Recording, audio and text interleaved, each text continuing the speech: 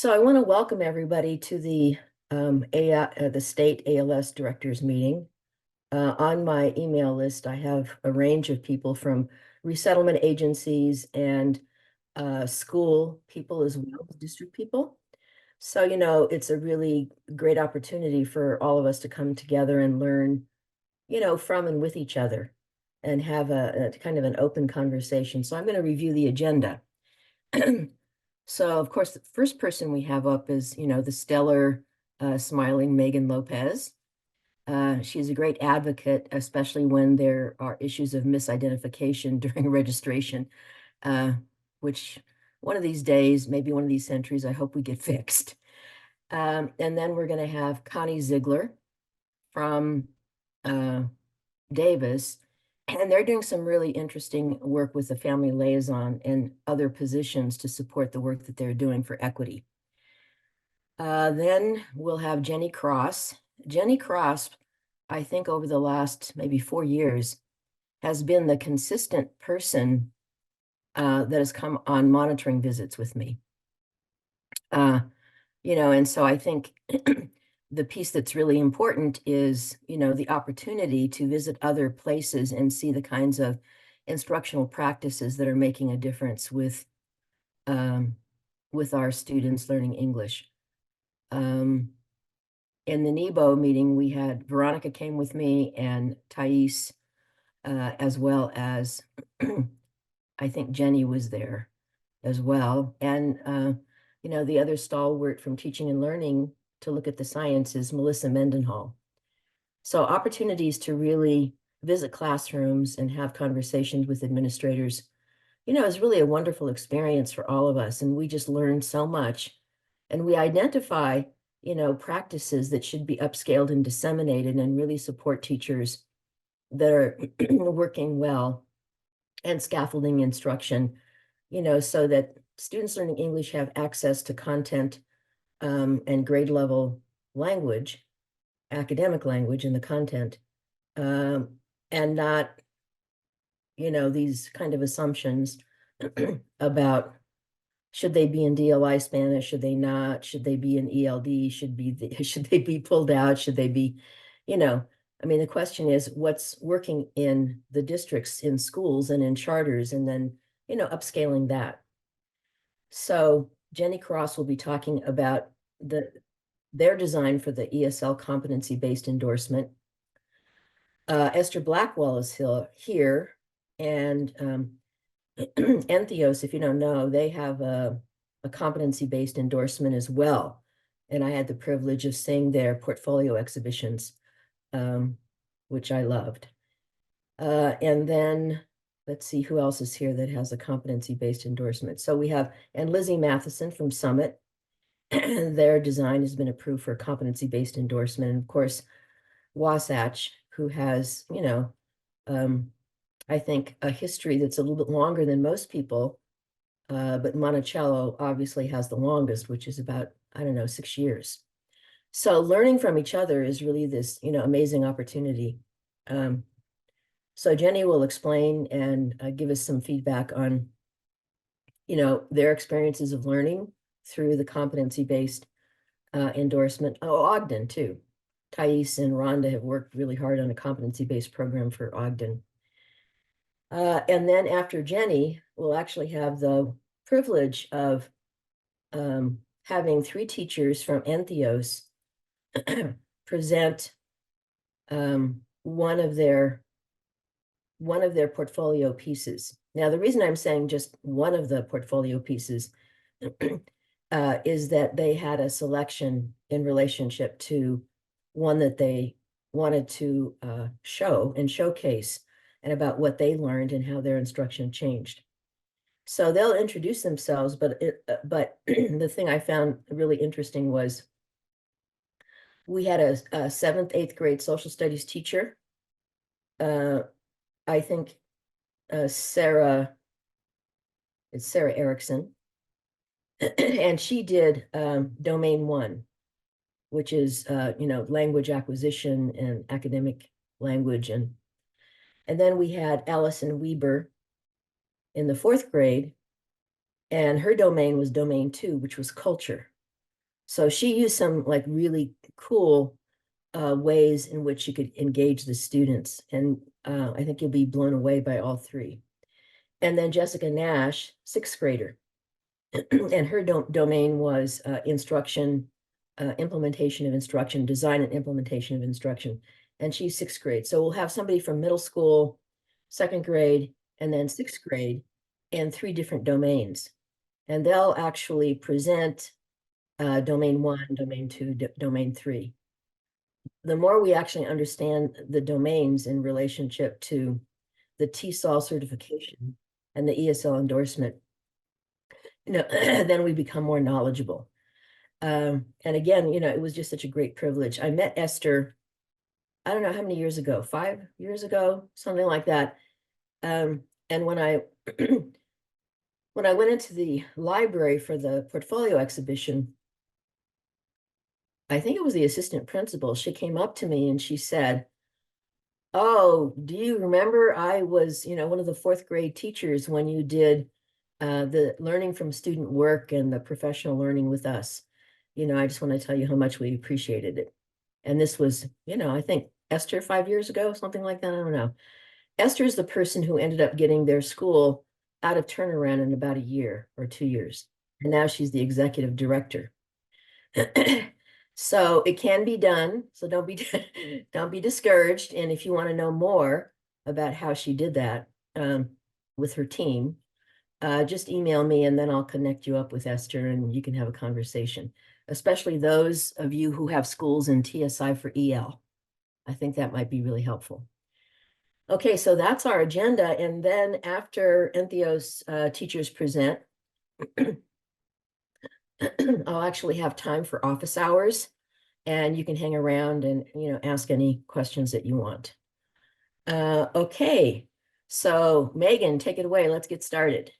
Absolutely. Okay. I have I have a PowerPoint because I want to share the slides so you all have it with all the links and then the specific link to the guidance that we are releasing. So, and I will, oh, I'm going to have to close down my slideshow and then attach the slideshow after. It won't let me attach something in use. So I will do that again. Good morning. Happy Friday. I hope you're all home and safe, not having to commute in this weather, unexpected snowstorm. Let me share my screen. Let's see. Okay. Is everyone seeing my screen okay? Okay. And then I'm going to pull up the chat here just to make sure I'm not missing any questions. And okay, we'll go ahead and get started. I'm Megan Lopez. I've had the opportunity to meet many of you through email and phone calls. But I wear a couple hats at USBE. I'm the Secondary English Language Arts Assessment Specialist, Program Manager for Assessment to Achievement. But the hat that I'm wearing today, my favorite hat of all, and it's WIDA Assessment Test Administration. So I just want to give you some updates. Please note that the screen you see here is our contact information.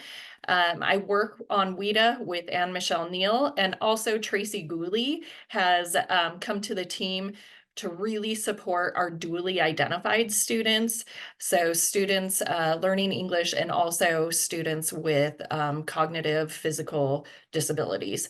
So Tracy has gotten very involved as we watch our population of MLs grow. So has our dually identified population grown, and Tracy is such an amazing advocate for these students. So please reach out to any of us at any time if you have any questions.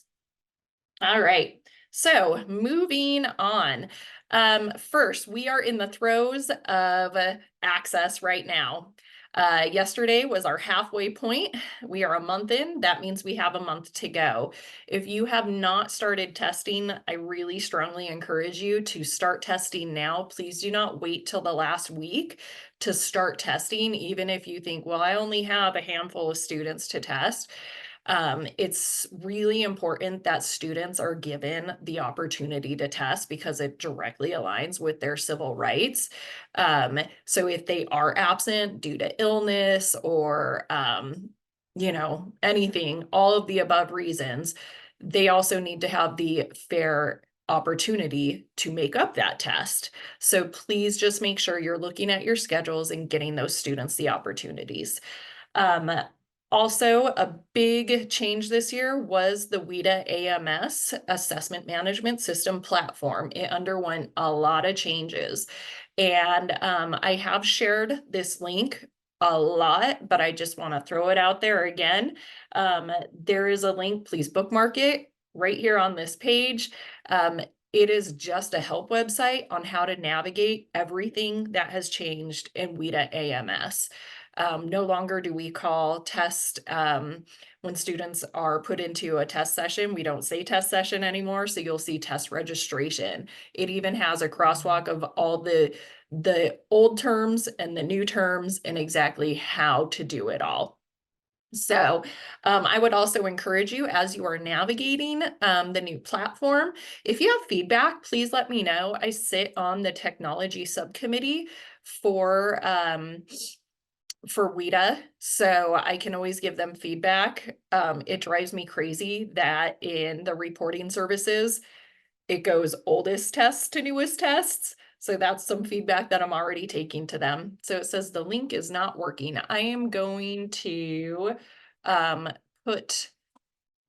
I'll show you all how to navigate to the guidance in just a moment, and then I'll put the link up there. I'm not sure how and why that didn't work because half the link didn't underline. I apologize.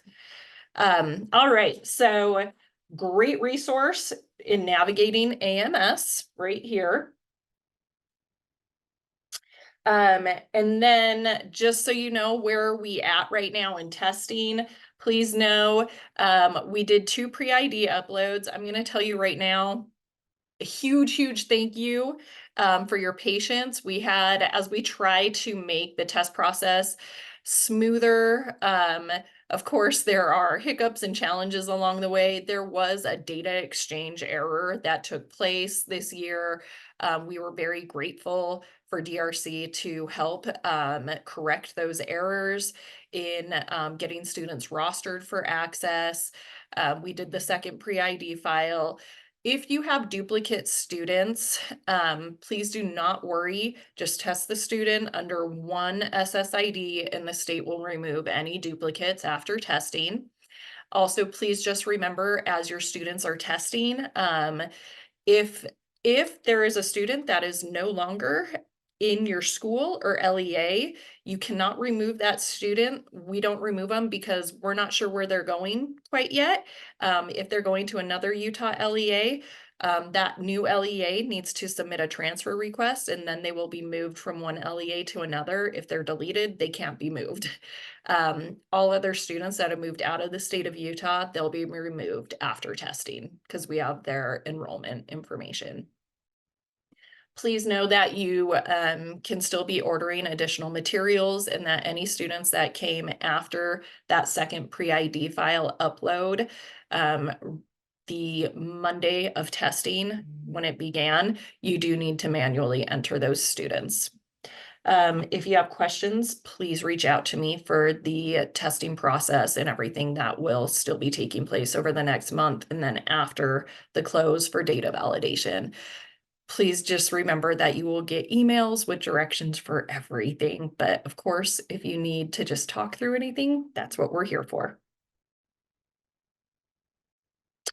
Then just some reminders. As soon as those students in grades 1 through 3 finish those writing booklets, you do not need to wait till the end of the testing window. You can start packing those up and shipping them back early. And WIDA and DRC actually really request that you do that because that ensures that the scoring is not delayed. We've had some crazy winters, and as a lot of you experienced, while we were told all of our materials were going to arrive on certain dates, unfortunately, UPS could not commit to stick to that commitment. They definitely got an earful from WIDA and DRC though. So we always suggest if you can send stuff back early, please do, because you never know what's going to happen with shipping delays. Also, just reminders about the parental exclusion.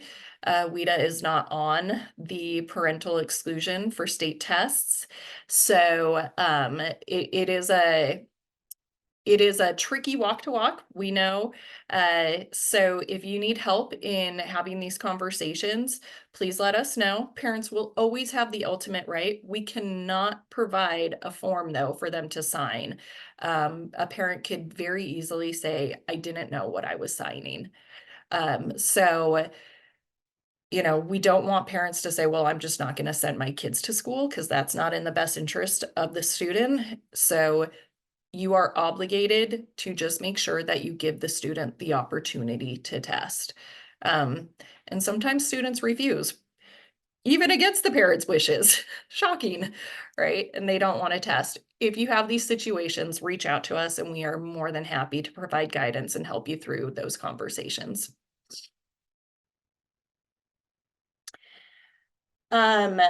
Also, just do know that once you get your data posted to WIDA AMS, they do have the file layouts now, so you know exactly what those files are going to look like once those reports are available. So the link is here on this slide. Again, I'll be sharing the slides in a moment, and then also the link for our new guidance, which I'm going to talk about in just a moment, in the chat.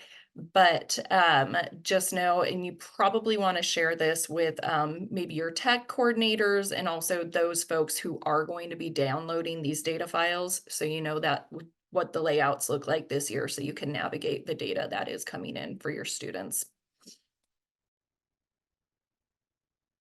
All right, the most exciting news. This is something that we've been working on for a while now, and it's WIDA assessment guidance.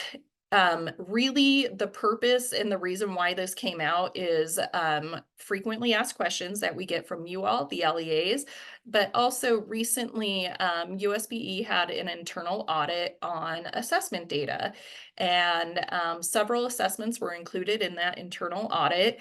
WIDA was one of them, and it highlighted a couple of issues with WIDA that we've known, and I'm going to be the first to say most people don't like hearing the word internal audit. I was ecstatic about this because it finally gave us an opportunity to highlight the concerns that everyone has had, especially around screener data and misidentification or over-screening of students.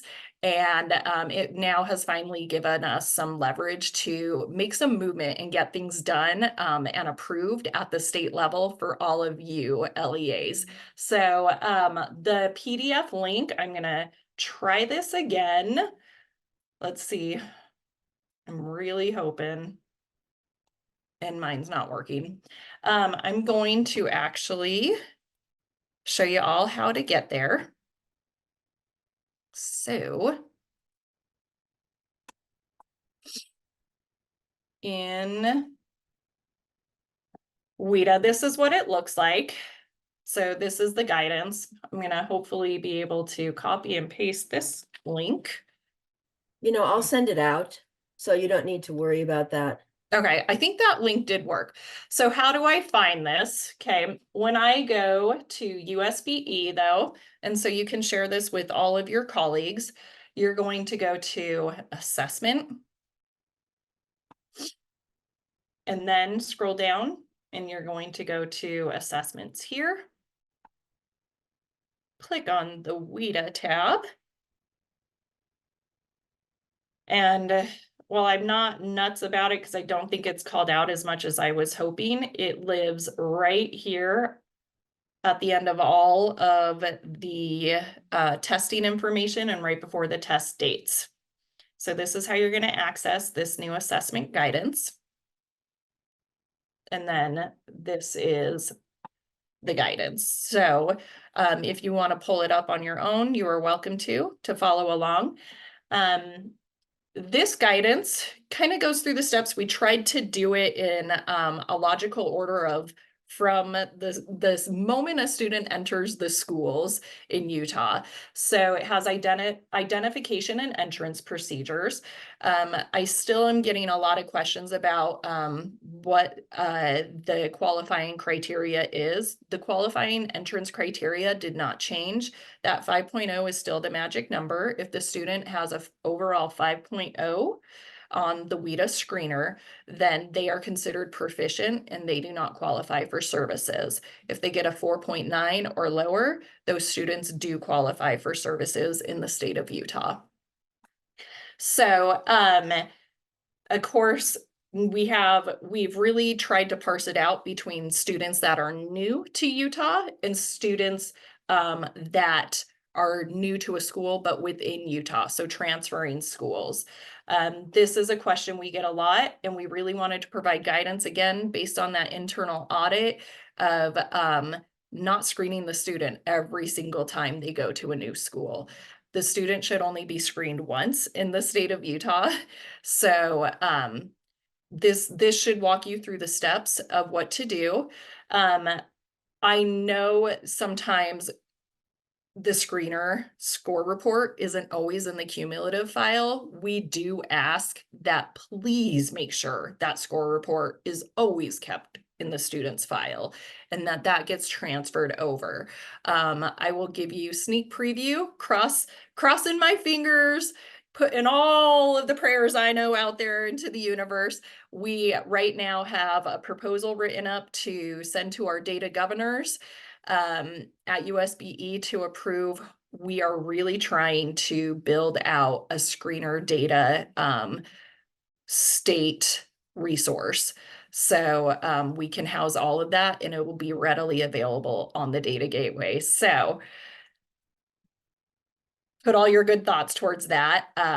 We are hoping that will happen also as a result of this audit. But in the meantime, until we get that approval, this is the process for students that transfer schools in Utah. We do not want them to be screened at every single school they attend. So read through that section, let us know what questions you have. And please know that this is a living document. We will update it as we get feedback, and we will update it as new things, like hopefully a screener, data repository becomes available for the state. So you will know if the student was screened as well. And also confirmation that the student completed a home language survey to be screened. So that is information that we are requesting. We have included unique EL identification situations for very commonly asked questions that we get. We do ask that you always involve the parents and the guardians in these conversations, and just always remember that students' home situations change quite frequently. And we've seen LEAs say, well, their home language survey, they keep changing it, but do we know why? Right? So it really requires some really open, safe conversations with the families and the guardians. And again, if you have any questions, we are more than happy to help guide you through these conversations and provide support. We do have a lot of parents reach out to us also. And this also does include misidentification. Our old home language survey, there was sometimes misunderstanding about the intent of those questions. We have a lot of families that speak multiple languages in Utah, which is amazing, but it really is about primary languages. So, if your student you're teaching them, another language, that is amazing. We encourage it, we honor that, but that's not the purpose of this home language survey. And so if you do have issues of misidentification, let us know and we can help you through that process. Christelle, did you have a comment?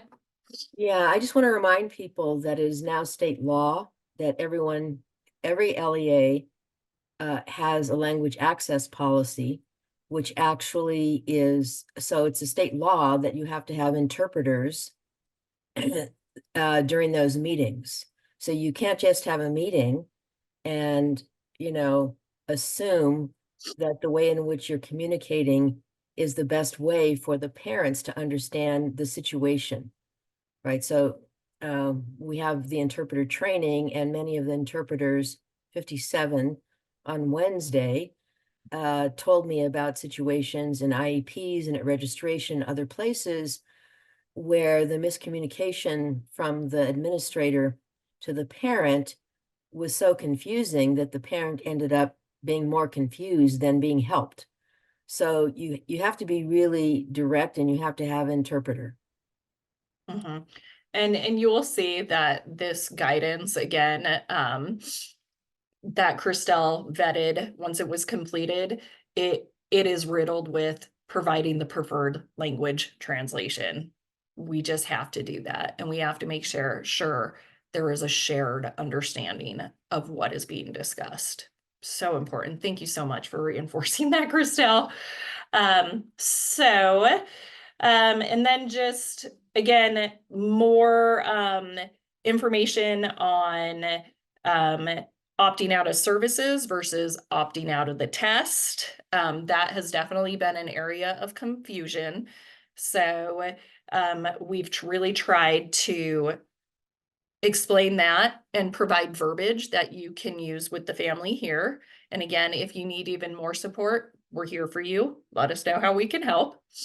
Um,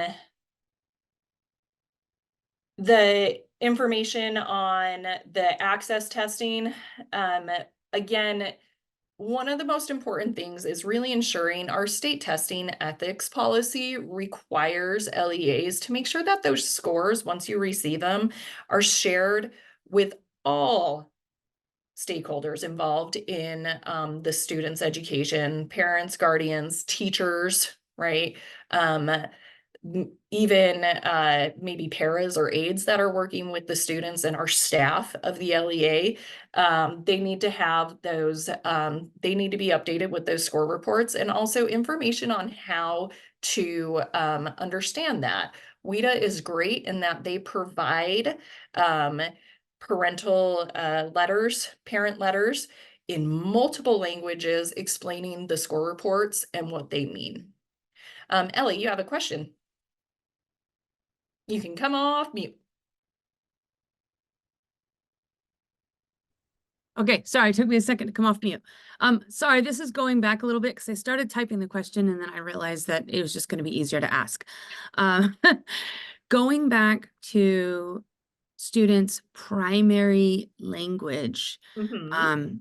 as of right now in SIS, you have home language and students' LEP language. And then you have, what's the other one? There's 3 of them. The problem that we've seen in Wasatch is as soon as the parent puts home language, which is the languages spoken at home, it flags our testing or screening system. So is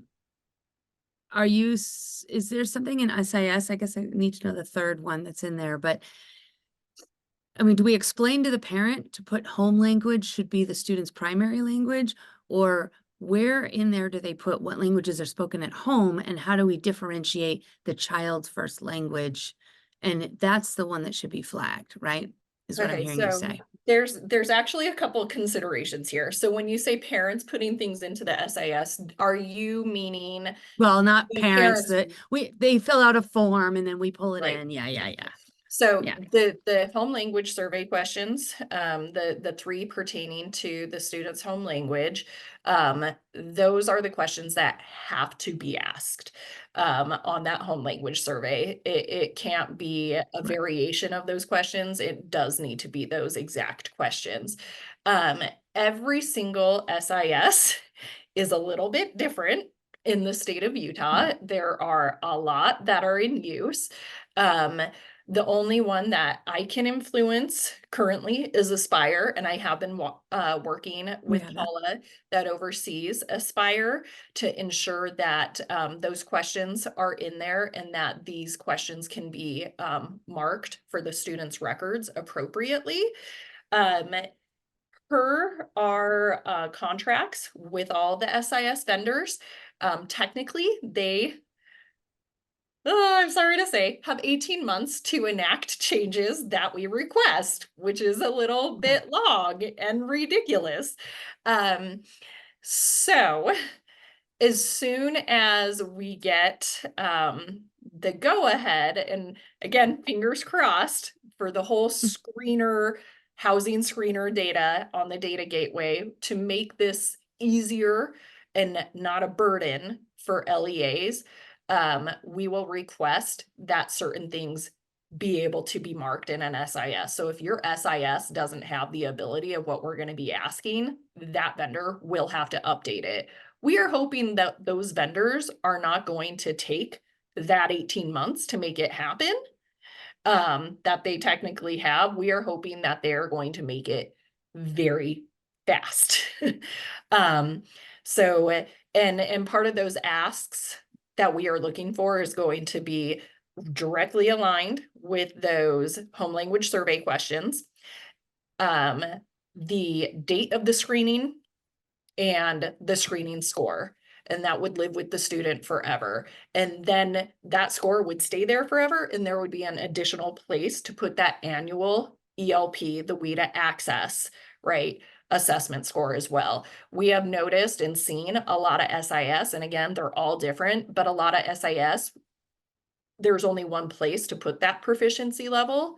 And so they'll override the original screener, and then that original screener score is lost in the SIS. And so we have noticed that that is a big issue, and that's going to be one of the Okay. asks for the vendors Okay. to provide. So while I don't have a great answer for you right now, please just, again, my only thought at this moment would be, send emails, because we get emails all the time and we are using that as documentation in our proposal to the data governors to get this project off the ground. And the more we see LEAs like, we need something to help us with screener data, and we need our SISs to be able to do this, that it gives us a lot more backing when we take it to the data governors. Okay, so for now, what I hear is, which makes way more sense than if any language is spoken at home, you automatically screen them. It makes more sense if it's their primary language, that's a different language than English, that you screen them. Yeah. So for now, we obviously can't differentiate that in Aspire. We have Aspire.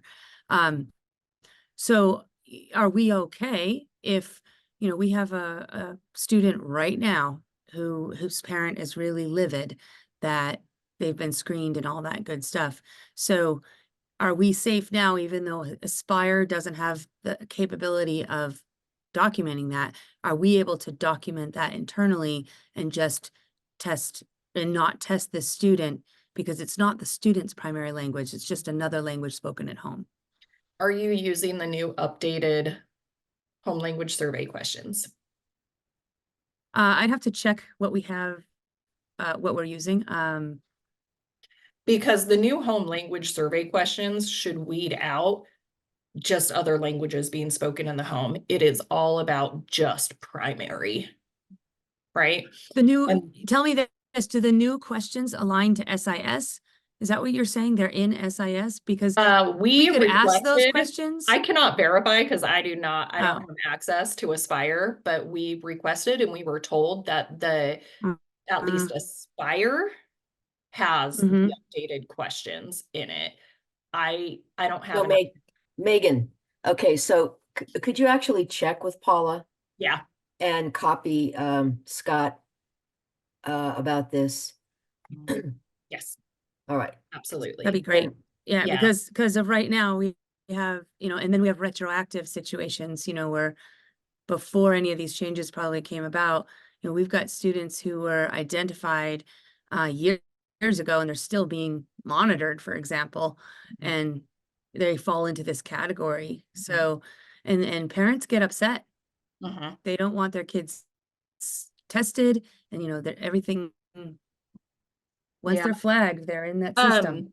My Oh. suggestion is, and yes, I'm going to reach out to Paula, and if you have situations happening in your LEA, and every SIS is going to be different, please email us and let us Okay. know so we can work through whatever issue it is.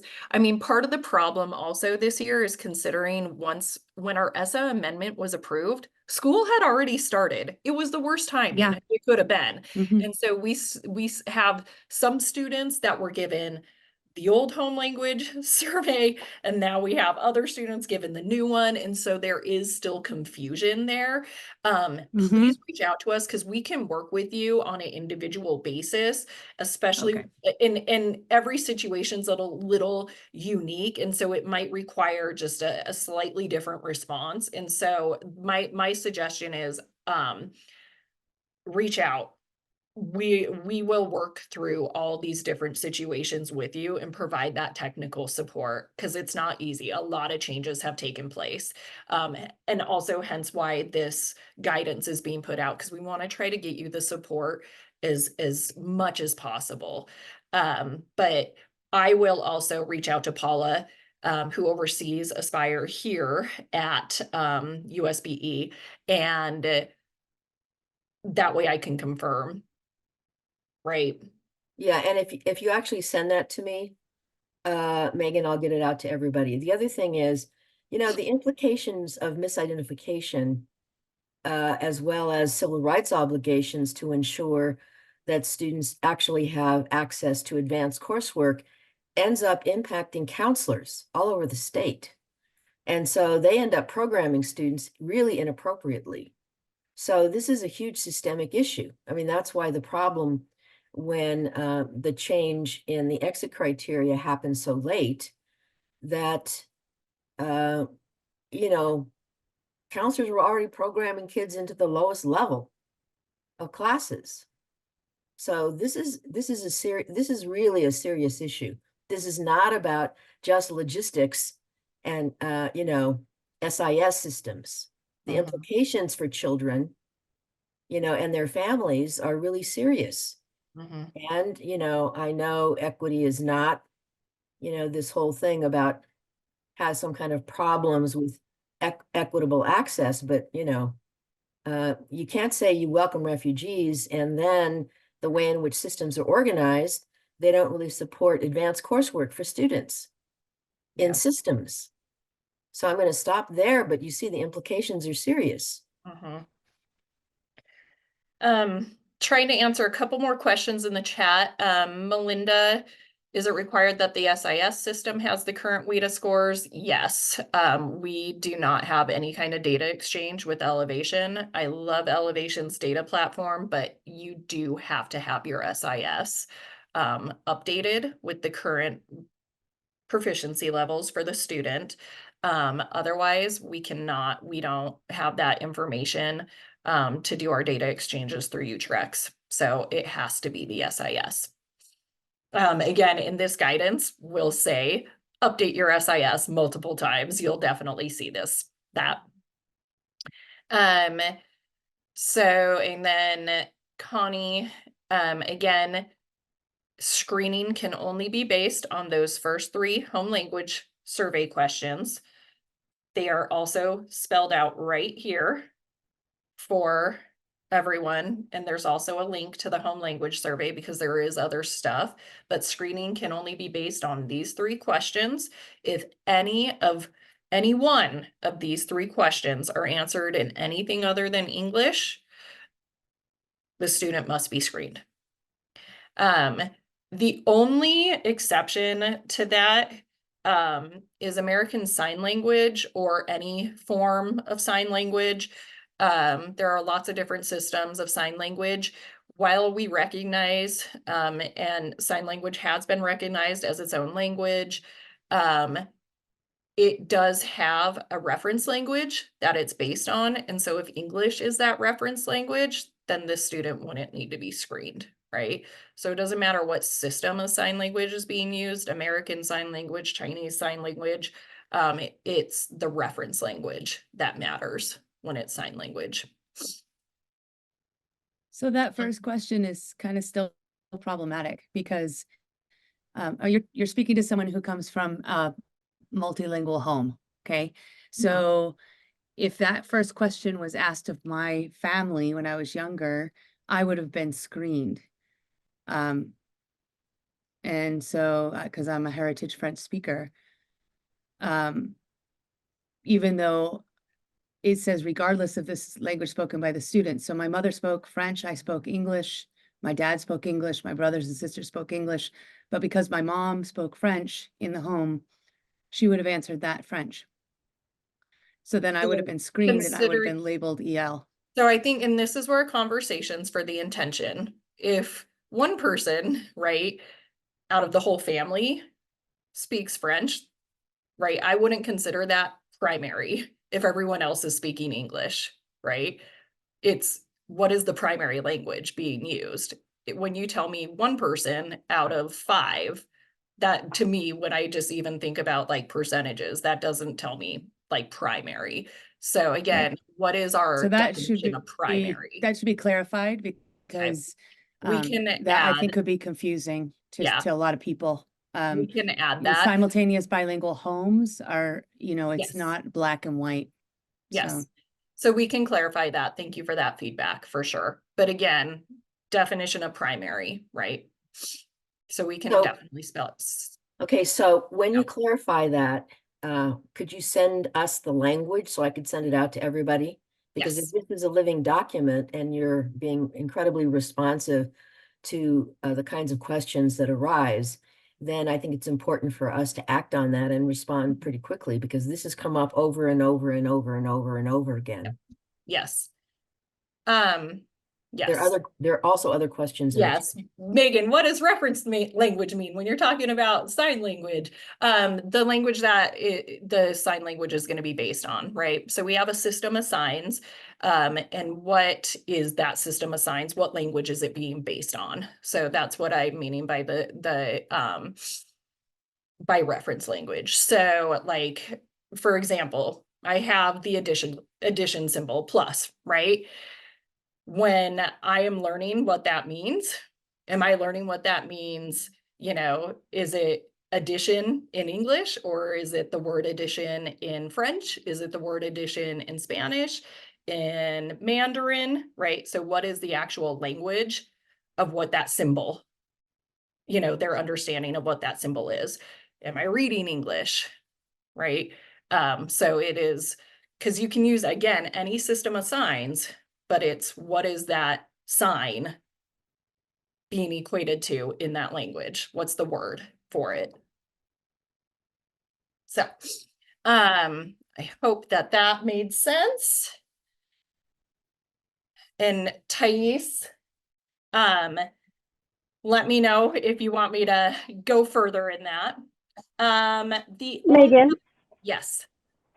not necessarily to that was very clear, but just curious, are you and Tracy having conversations about our students who speak ASL in terms of when it's indicative of additional languages being spoken and when it's a physiological deafness, and what relationship that has between the answer to that question from the parent perspective and the answer to that question from the student perspective? Have you guys had those conversations? Yeah, we have been having a lot of conversations about all of this. I honestly, this is Tracy's area of expertise, so I don't want to respond incorrectly. I would prefer let me know those questions, send me an email so I can make sure that Tracy's aware of this and she can go into it even more, and get you the answers of, That would be on. my recommend. I'll send you what we've been kind of looking at, but that would be my recommendation for this frequently asked questions. We get asked that question at least once or twice a year, and it's always kind of this roundabout with the deaf and blind school plus our sped department plus us trying to really weed out, are we dealing with second or multiple language issues, or are we dealing with more of a physiological kind of a situation, or both, right? Okay. All right. Okay. Thank you. Yeah. And so Melinda, again, go back, and ask, what is, again, that reference language? Because that student may have only ever been exposed to English, even though they use a system of signs. Right? Okay, I was just wondering if it needed, I mean, obviously I know now that that is a misidentification. But these kids are being served and they're currently WIDA testing. So we just meet with families and make a correction. Is that what you'd advise? Yes. Clarify, like, what is that reference language? Because if they've never been exposed to anything besides English, right? Yeah, I just got misinformation. The family only speaks and uses sign language as their primary, so the child did have some language concerns with, the grammar is a little bit different, and so we saw a need for some language support, but maybe that doesn't fall in the EL realm. The reference language is English, and I understand that. I just wanted to make sure we were okay to make the correction there and unidentify them. Yep. Thank you guys all for the great questions. I may not have all the answers right now, but please email me. We have the exiting and monitoring, of course. As you know, we updated that overall 4.2 with a speaking of 3.5. And we do have an entire section about accommodations. I would like you all to, in your time, because it is a little bit longer, this section, to look over it, and whatever questions you have, let us again know what those questions are. That way we can provide even more clear guidance on this. Like I said, this is a living document. So let us know what we can clarify on this. Your feedback will be huge. We base this on the internal audit and the most frequently asked questions we get. But again, this really is Tracy Gooley's area of expertise when it comes to our dually identified students. So again, I encourage you, look through this. It is a very hot topic right now. We are working with WIDA a lot to make sure that all forms are accessible to all students. So do know that an alternate screener is going to be coming very soon. It is coming, it'll be available not next year, but the following year in the fall. So we do have an alternate screener. We're excited about that.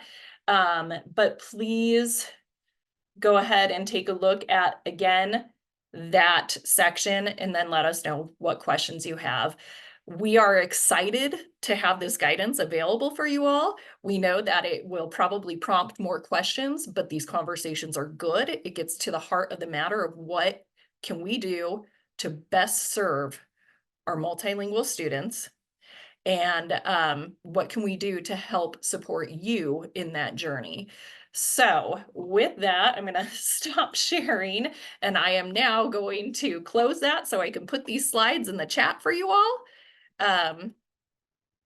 So let's see if that happens. And they'll also be sent out. So, the slides will also be sent out in the follow-up with this video. All right, I think that one actually worked. And then thank you also for resharing the link to the PDF. This is what I've got for you all today. It was a lot. So thank you from drinking from the Megan Lopez fire hose this morning. Not the most fun way to start a day, but thank you for your patience and thank you for your great questions and your engagement with me. I do apologize. I do need to get off to get to my son's school performance, but happy Friday. Stay safe out there in this snow and email any and all questions. You're our priority, and these students are our priority too. Thanks, Megan. We really appreciate your commitment. And that's why I love the ALS meeting and the ALS people. They ask the kinds of questions that are immediately relevant to the future of our students. And so this is really important. So thank you so much, and have fun at your son's, his name is Logan, right? Logan Lopez. Yep. Yes. Okay, so Yep. enjoy Logan's performance. Yep. Thank you all. Happy Friday. Thank you so much. Okay, so I see lots of other people have joined, which is very exciting. So now we're going to, and thanks for your questions. I think, and just so you know, I reviewed some sections of the guidance and had very similar questions, like very similar, probably the same questions that you asked. So I really appreciate the fact that, all of us together see where there are perhaps kind of idiosyncratic, guidance that really causes more confusion than clarity. And it's only because all of you are in the schools and you're actually working with students. See, and that really makes a difference. So I really appreciate that. So I'm going to turn it over to Connie. I'm hoping Connie is here. And she's going to talk to us a little bit about the work that they've been doing to support families. So Connie, are you here? And if Connie isn't here, then we'll go to Jenny. Good morning. We Connie, are, we good can't see, morning. Can you hear me? yeah, I can hear you, but we can't see your face. Oh my goodness. I think I don't want my face to be shown. Oh, well, that's kind of weird. Oh, is this off? Okay, I'm just, I think you have to just adjust it a little bit down. There we go. Okay. There we go. okay. Perfect. Good morning. Our team is, half of our team is in Portland, Oregon at the at the Title I conference, and our advocates and coaches are in Salt Lake City with the snow. So we're happy to be here and appreciate the opportunity to share some of the successes that and challenges we've had with our refugee families. And I believe starting off, I think like the key to our successes is the collaboration that we've had across our district with our different departments, with schools, resources, working with the IRC, working with Catholic Community Services to help us better understand how to better reach our refugee families. We worked with community-based organizations and other school districts. We've reached out to Granite School District several times. We've visited some of their schools and their community centers to help us navigate as we move forward. I'm going to share my screen. I have a PowerPoint. I'm going to share a few things about the Refugee Impact Grant that we applied for last year and how that's helped us. And then I'm going to turn the time over to our advocates and our success coaches, because they've been out in the field, out in schools, visiting families. So I'm going to share my screen. Hope this will work. Yeah, so click share. Share, okay. I have, And then where's the PowerPoint? it should be. I don't see the icon. You might have to search it. How do I do that? Oh, it's right here. It's in the internet browser. Gotcha. Is that going to There work? we go. Yep. Okay. Can you see my screen? And then, So click the first slide. and then, Click it again. There you Okay. go. and then from And then present slideshow. slideshow. Okay, got it. Okay, And then from beginning. from beginning. Okay. Okay, can you see my screen? Yes, perfect. Thank you. Okay, you're welcome. Thanks. Ani is my true and my tech savvy colleague that helps me with the technology all the time. Just going to give you a background. The school year 21-22. At that point, we only had maybe five or six identified refugee families in the district, and within three months, that went from 5 to 60. So it was a real challenge to meet the needs of those refugee families. Right now, our current ML population is, we have about 3,400 identified multilingual learners across the district. And of those multilingual learners, about 110 are refugee students. And in the past, we've been really good. We feel like pretty comfortable with our district resources and school resources to provide interpretation and support in Spanish, which is still about 70% of our multilingual learners. Their native or primary home language is Spanish.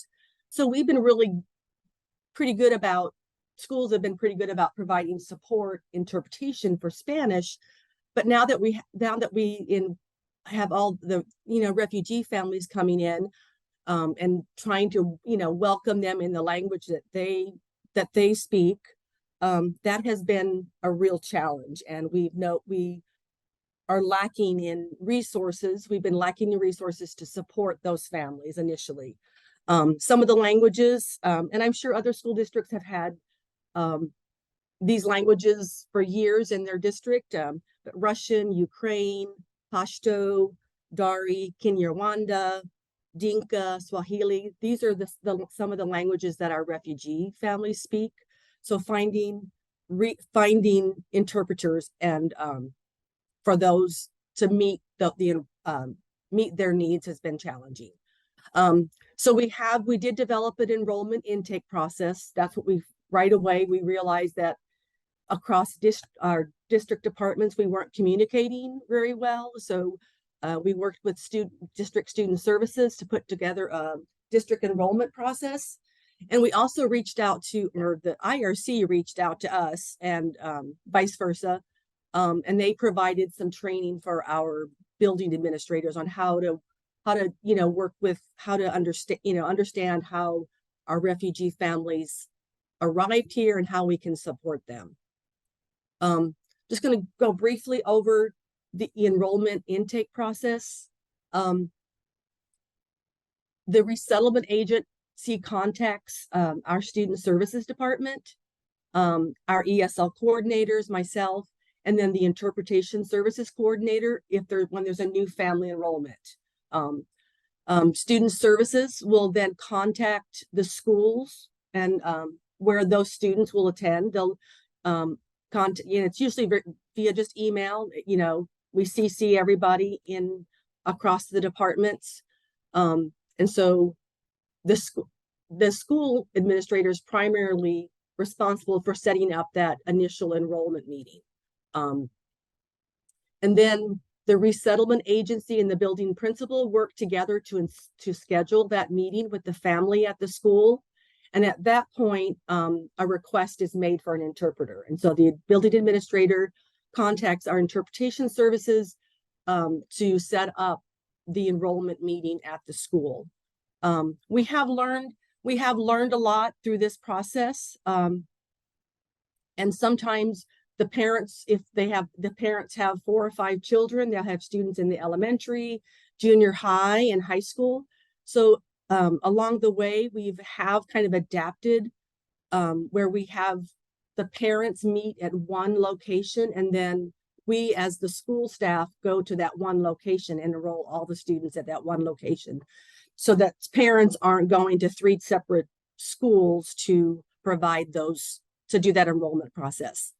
But on the day of enrollment, the ESL coordinator, the interpreter, the family advocate, the counselor, and other school staff attends the enrollment meeting to provide, to complete the enrollment process and to provide instructional resources and supports.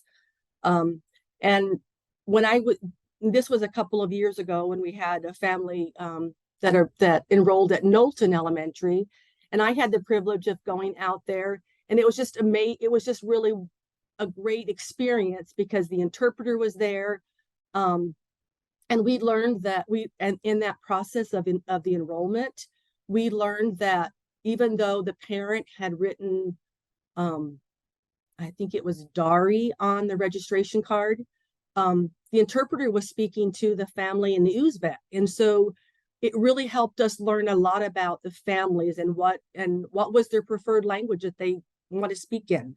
And we've learned that a lot of our families our refugee families from Afghanistan speak several different languages. And so through that process at Knowlton Elementary, they met the principal. We walked the students. The students came with the family that day, and we took them to the cafeteria to show them how to walk through, met the cafeteria manager, how to walk, through to get lunch. We did a tour of the school. We met their teachers that first day.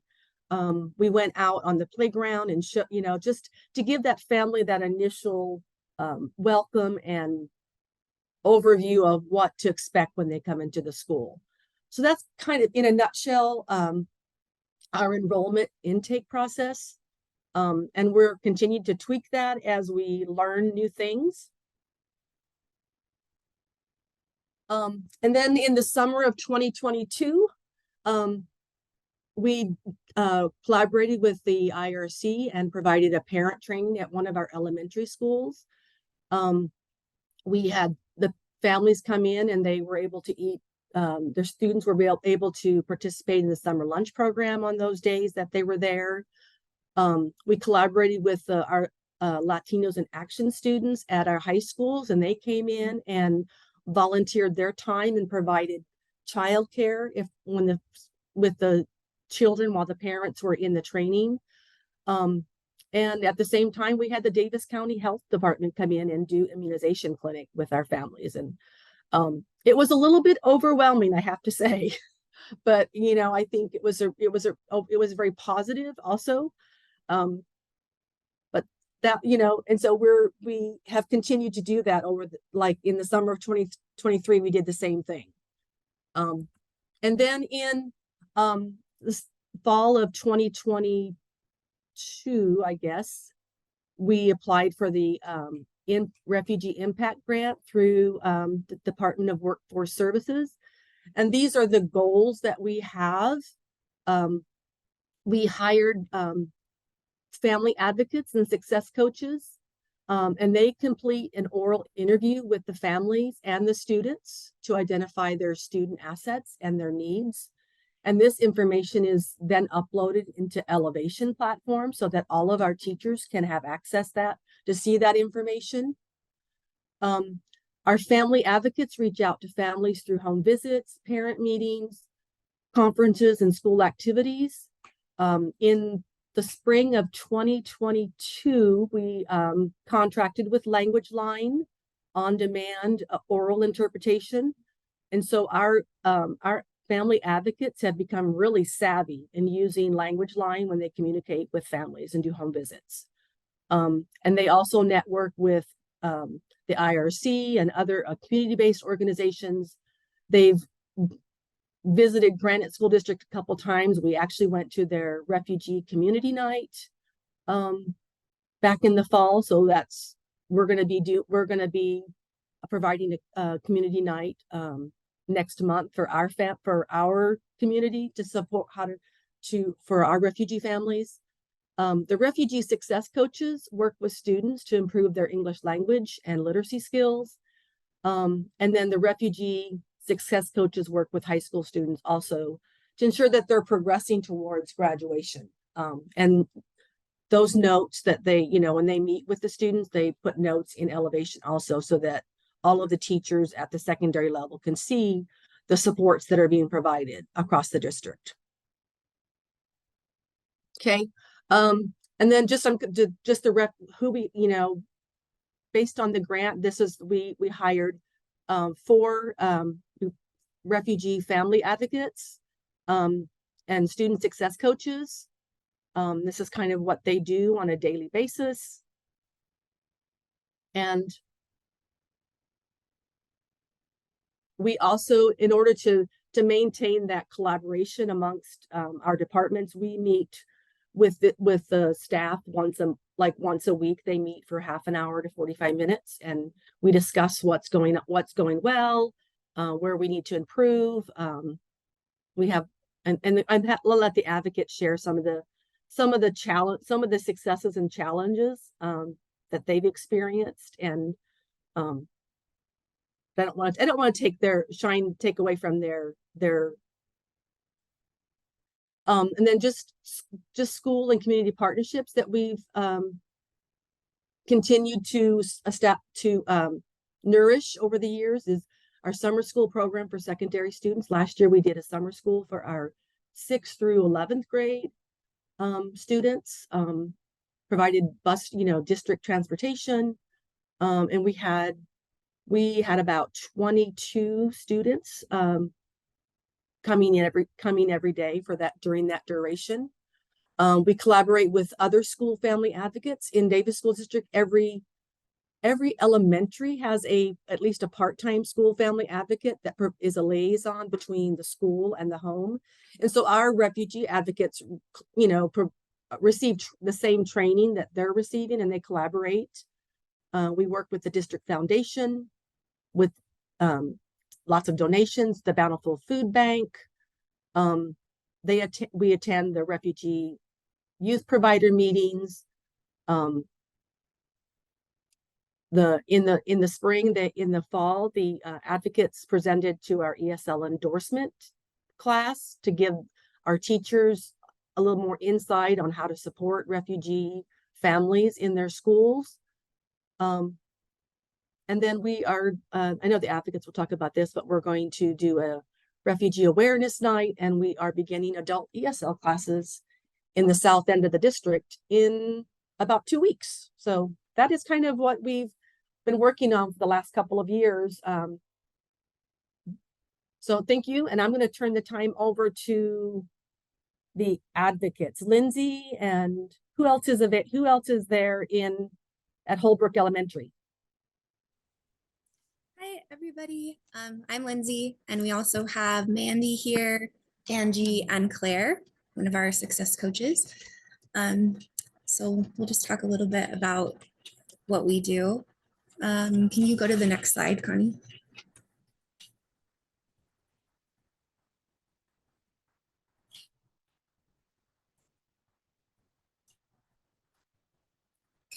Oh, there it goes. Okay.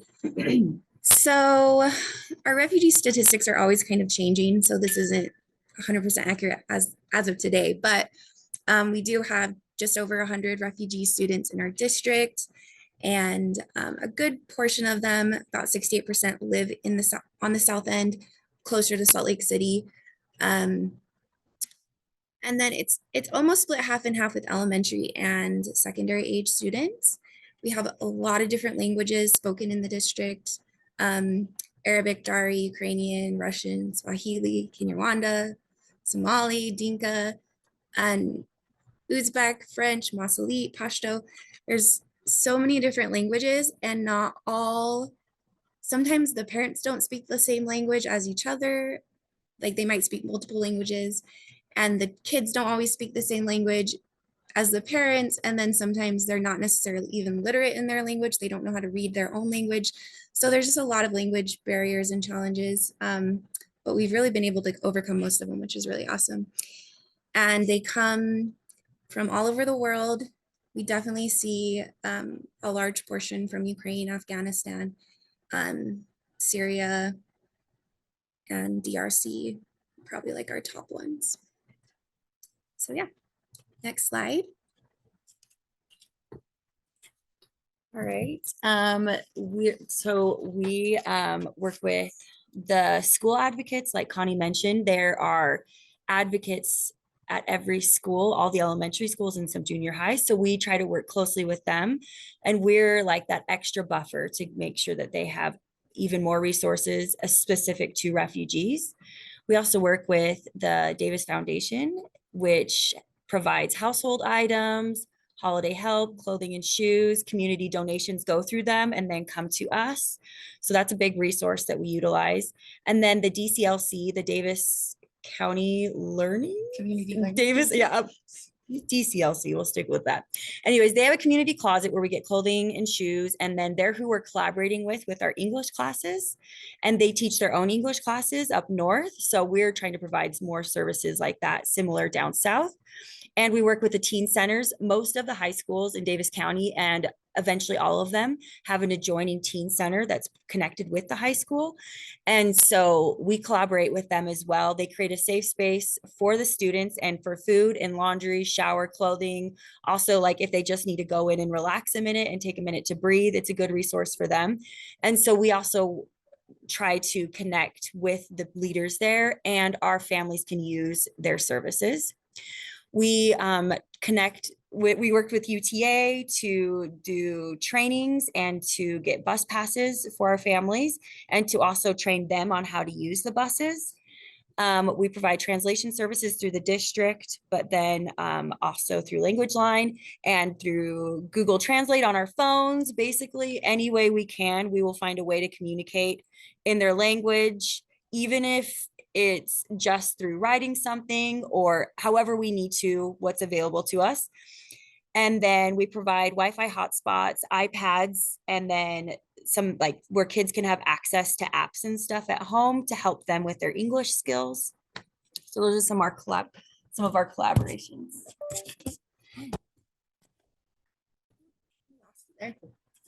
Okay, Angie. Okay, hello, my name's Angie. I'm going to be just describing a couple of our success stories. For example, at the beginning of the year, we had a 6th grader who was put into a English class with our success coach, and she's been working with him and a bunch of other boys. And then just recently, they had another boy join who's from Argentina, and she noticed that the particular 6th grader started speaking better because he felt empathy towards the newcomer from Argentina, and his English, the 6th grader's English skills just blossomed because he wanted to help so much, which is something he couldn't have done at the beginning of the school year. But because of the success coach and all the training he's been receiving, he was able to help this new student and made a new friend. And it's just been really, really positive. Another example is a kindergartner who at the beginning of the year, she was physically aggressive, would scream, run away from our success coach, didn't want anything to do with her. But slowly through the training that our success coach has been able to provide, this little girl now says hi to all of the staff at school. She loves to give hugs. And more recently, when we had some bad weather and they had an indoor recess, this little girl was found to be playing Go Fish with a group of other children. And she really has turned a corner, and it's just been a wonderful, positive experience that we love to see. And Joanna, one of our other success coaches, are you still on here? If you're on, do you want to hop on and share one of your stories? Yes, I'm here. Thank you. Can you hear me? I can hear you. Yeah. Yes, we Okay, can hear great. you. Thank you. I love this has been such a wonderful experience working with refugee students. They're bright and they're driven and they really want to succeed.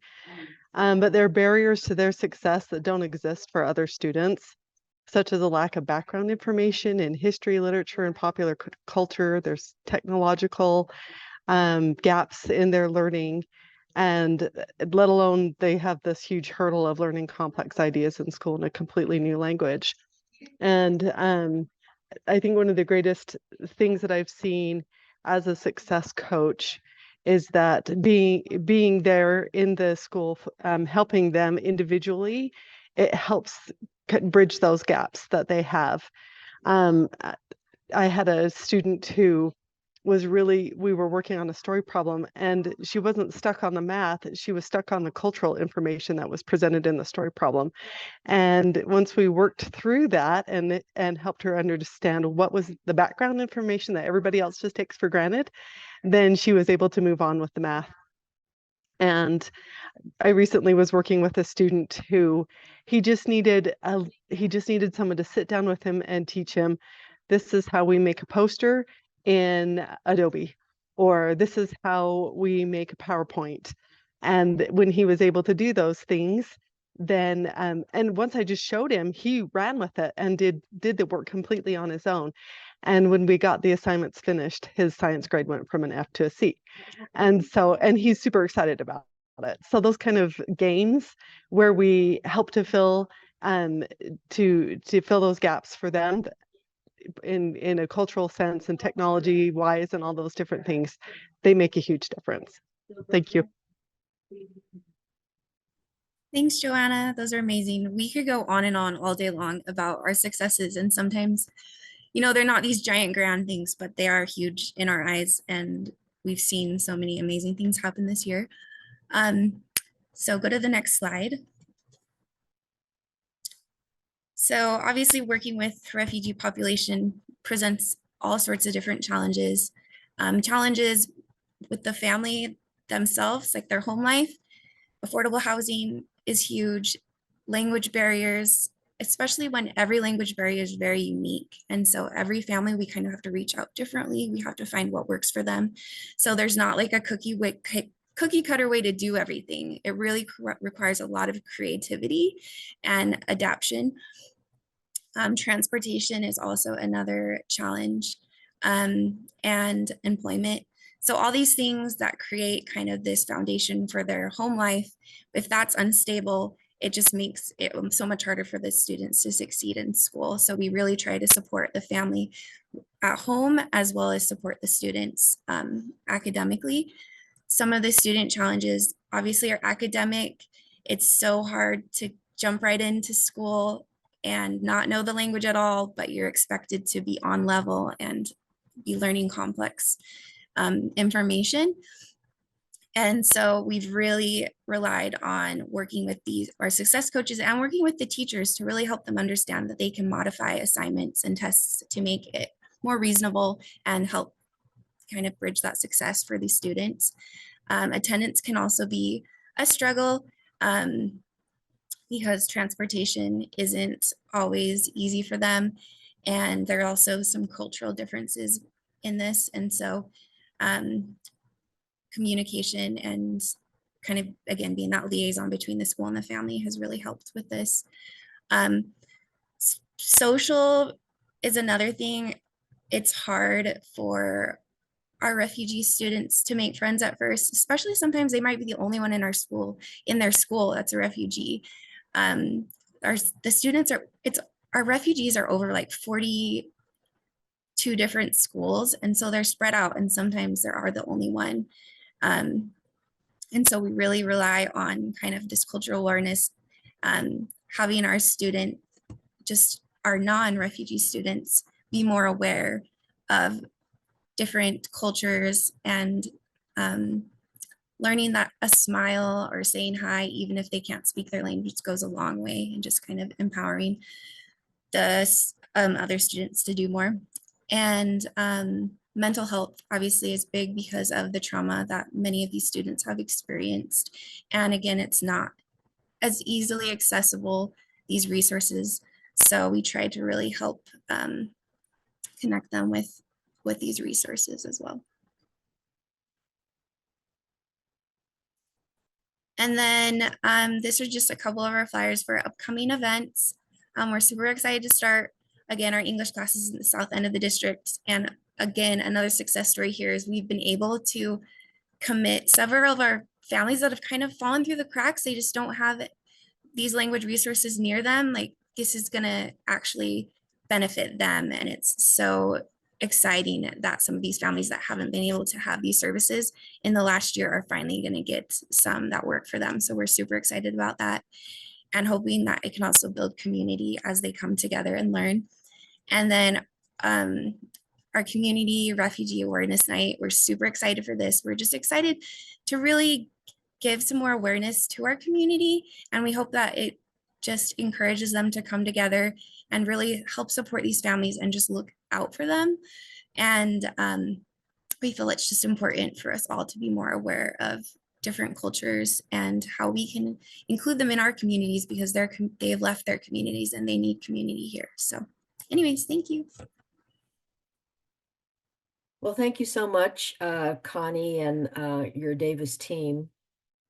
There are actually questions in the chat, and they're from Thais, and I would like Thais to just unmute and then ask the questions instead of me reading the questions. Sure, I have two questions. Your success coaches, are they only supporting those 120 refugee students that you mentioned, or do you support all of those 3,000 plus ML students that you have in your district? They just support the refugee students. There are other resources available for the other ML students. Okay. And are these, and I guess I said two, so now I'm going to extend it to three. So here's my second one. Are these officially designated refugee students, or are you using that for some of these families who maybe are fleeing for the exact same reasons, but not through official sources? Yeah, so since we received the refugee impact grant, we have to be really specific. Like they all have to be verified refugees. So we have to go through the process of finding like their documentation and verifying that. And so all our services are geared directly towards them.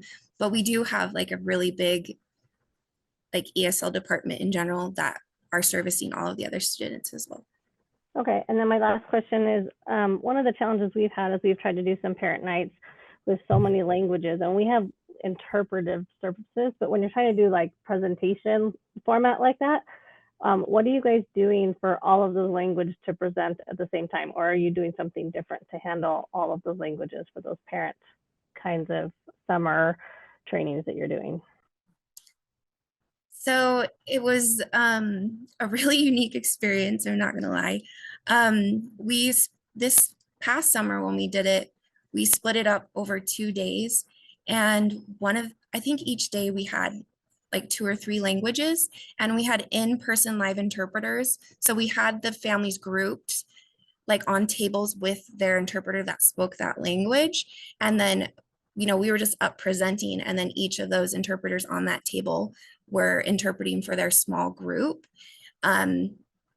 So it was really cool. It worked really well though, I feel like. And then families that weren't able to make it to those meetings, that's where we were able to reach out to them. And again, if we can't contact them, we go to their house. We have on-demand language line services. We have been able to make contact with almost 100% of our families. And we will. There's a couple that are in the works right now that we're still like scheduling the meeting for, but it'll be 100%. We've had great success in that with that barrier. So great, thank you. Yeah, thanks so much for the Davis presentation. I wanted to make sure that they had a chance to talk about how to use effective grant funds from DWS. I've worked with the resettlement agencies and DWS, and their goals are really incredible. And the other thing I wanted to say is, it's very clear that your commitment to create a welcoming environment for, because I know, there are many Ukrainian families that have come to Davis. The other thing is that Michelle Loveday in Jordan, I think their refugee population has doubled or tripled in the last year. So one of the advantages, I think, in your success story is that, some of the best resources are the children themselves.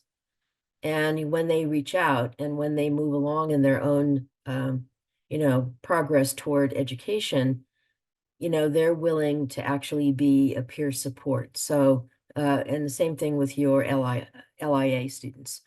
So really finding out from students what works best for them is really important. And the way in which you have organized and designed creating a welcoming environment is really, commendable. So I want to appreciate, Davis for all the work that they've done. Now we're going to move to Jenny Cross, and she's going to give us an overview of their competency-based ESL endorsement. And the other thing I want you to know is in the most recent equity labs, it's for the first time in I think maybe 30 years, teachers with a competency-based ESL endorsement the redesigned university courses have really started to make a difference in teaching students learning English. So you should all be very proud of the work that you're doing. So Jenny. Okay, thank you so much. I am excited to be sharing with you today. Really, we are still in our pilot year. This is our first year, and so this is going to be a lot of learning and sharing the things that we've learned. And it is well, I'm just going to get started and then I'll get to that. So Box Elder School District, and I love this quote, "With languages, you are home anywhere." We want our students to be at home anywhere. We want them to feel at home in their science classes. We want them to feel at home in their homes, in school, and all of the different ways that they are going to be using language and all of the languages that they have. And then we also want our teachers to feel at home teaching all of our students. And so with our district, we are a rural district. We have 12,000 students total. We have 22 different schools. We have 2 main hubs where we have Brigham City, then we have the Tremont and Garland area, and then we have the Western schools, which are a couple hours away. And between all of those schools, we have 440 multilingual learners who are receiving English learner services. And we have 117 students who are being monitored. Now, out of our 22 schools, we have 160 ESL endorsed faculty, which roughly means that we have about 7 faculty at every school who are ESL endorsed. And that may be principals, it may be coaches, it may be our counselors, and it may be our teachers. And so looking at the needs of our school, we have a need to increase the knowledge of our faculty and those who have the tools to be able to help our students. The languages in our district are primarily Spanish. 91.2% of our multilingual learners are Spanish speakers. Almost 1% are Pompeian, which is a Micronesian language from a Micronesian island. And then we have Khmer. And then we have 16 additional languages. And so it is surprising, even for our teachers, to know the variety of languages that we have, because so often we see our students who are speaking Spanish, and the majority of our students are multilingual with Spanish and English. But we do have a variety of students, and all of our students need to be able to access learning and access community in our schools. And so our previous ESL endorsement path was an outside endorsement program where the teachers would receive university credit, but we were only able to fund 10 faculty members a year to get their endorsements. And so what we were finding is that we still had a lot of needs and that there was a need for change because we only had a limited number of endorsements available that the school district could provide. Teachers had to get on that list really fast, or they had to fund it themselves. And it made our numbers of ESL endorsed highly qualified teachers unsustainable, because if we have 10 who are earning that endorsement every year, with teachers who are retiring, with teachers who are moving to other districts, we didn't have the growth of knowledge that we were hoping for. And we also found that we had a lack of shared knowledge about our students, where our teachers are incredible teachers. They have amazing desires to be able to help our students. And we find that a lot of the frustration really comes from a lack of knowledge of the resources that they have and the tools that they have to be able to help all of our students. And so that lack of knowledge also created a lack of shared responsibility. There were 2 to 3 teachers, maybe a principal, maybe a counselor, and a lot of the responsibility for our students learning English was placed on the shoulders of our ELL coordinator, which is one teacher who makes sure that services are happening in their school. They are a resource for teachers, guiding them to resources. But really, we have found that a lot of the responsibility has been placed squarely on their shoulders for all of the needs of our students, and it's overwhelming. And so we've really pushed for shared responsibility, creating plans at the school level that focus on whole school engagement, whole school support for our students. But without the tools, we find that a lot of the responsibility still rests on the few who have that knowledge. And then just accountability and alignment was outside of the district. And so one of the challenges that we were facing in making this change is we knew that change needed to happen. I have been in conversations with Christelle for a long time about a competency-based in-house endorsement, but being such a rural school district, it was overwhelming to think of all of the work that would go into creating an ESL endorsement in our district. We have a director over ELL who has a lot of different hats. We have myself, which is the ELL coach, and we have a secretary. And we support all of our schools. And so thinking of what it would require to make the change felt overwhelming. And so this year, it actually happened for us where our outside program that was delivering our ESL endorsement program ended. And so here was the time in which we had to make the change, and we were forced to make the change. And the change has been beautiful because we've been spending so much time and resources in trying to build up the knowledge of our teachers outside of the ESL endorsement that it is worth the effort that the change requires. And so if any districts are rural districts where you're feeling like you're already spread really thin, the pilot year is a lot of work, but it is also worth it.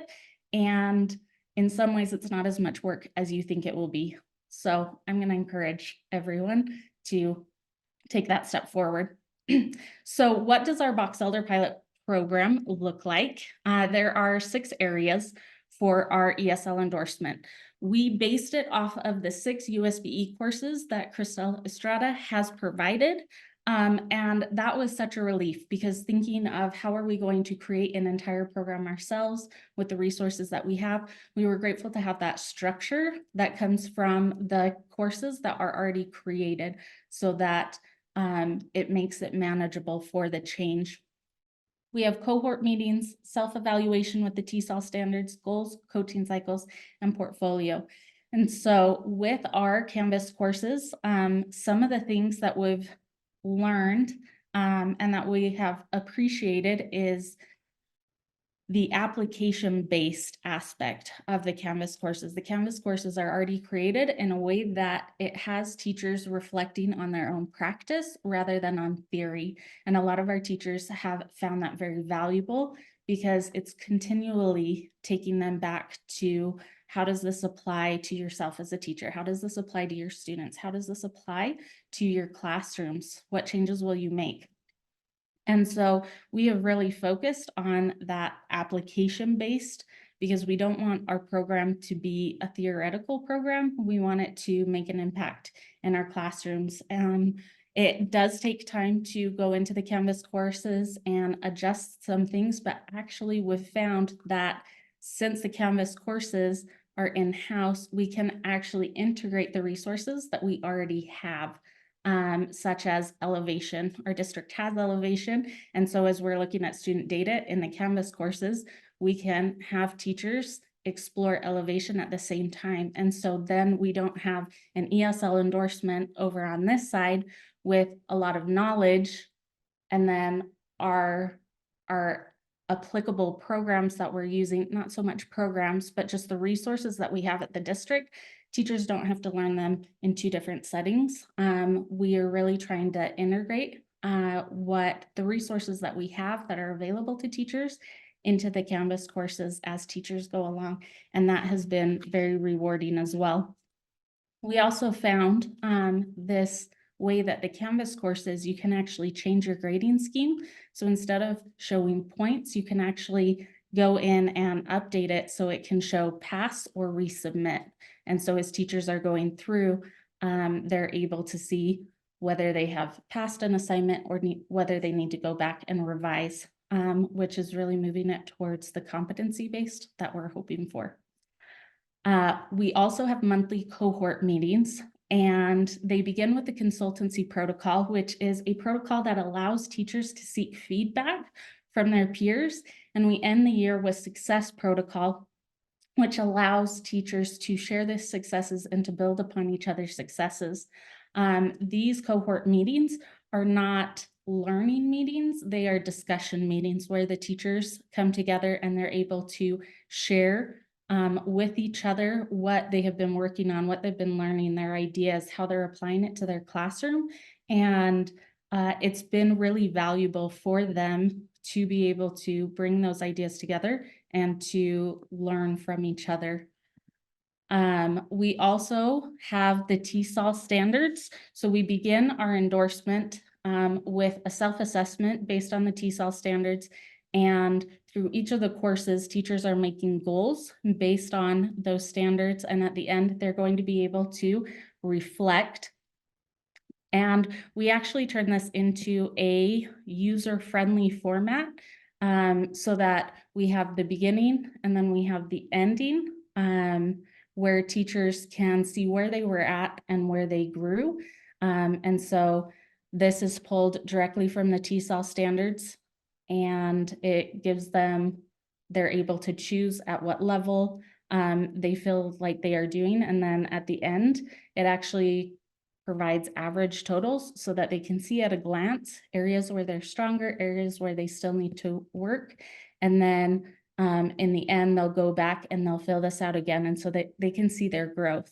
At the beginning of each of the courses, as they dive into the different domains, they actually go back into this and they review where they're at. They make their goals based on each of the domains and their responses here.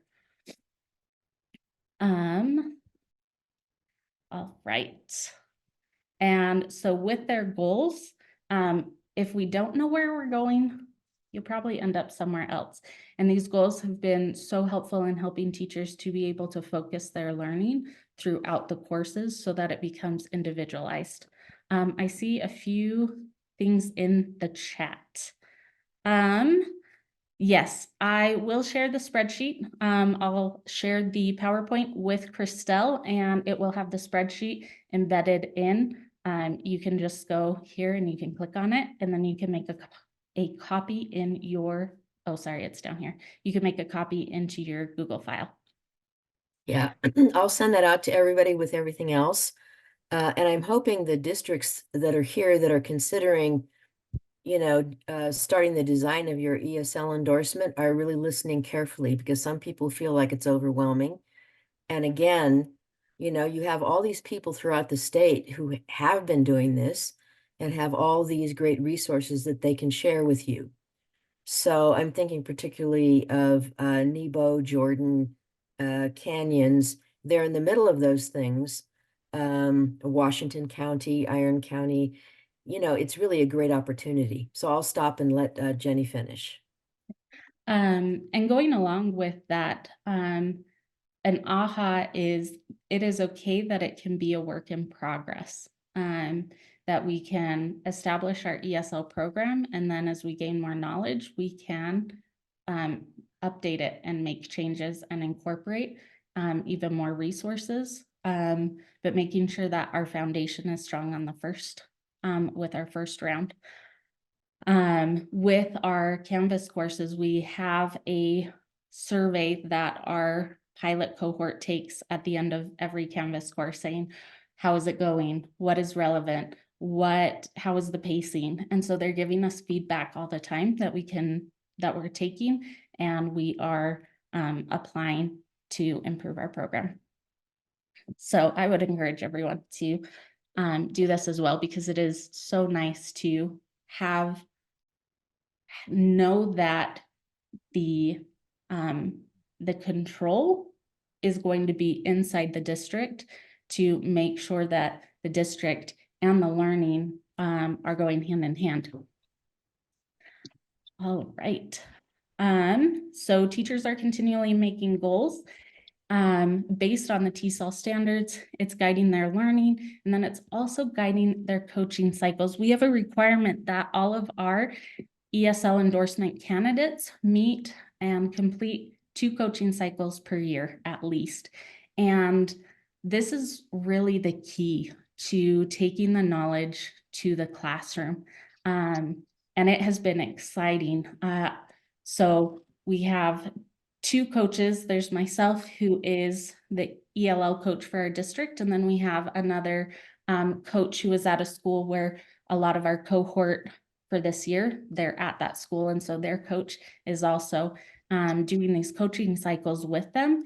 And to see the amount of growth that is happening through the coaching cycles makes a difference. And so thinking of even those school districts who currently have an ESL endorsement that is housed outside of their district, having the teachers go through coaching cycles that are focused on their ESL endorsement and what they're learning would be something that I would encourage right now.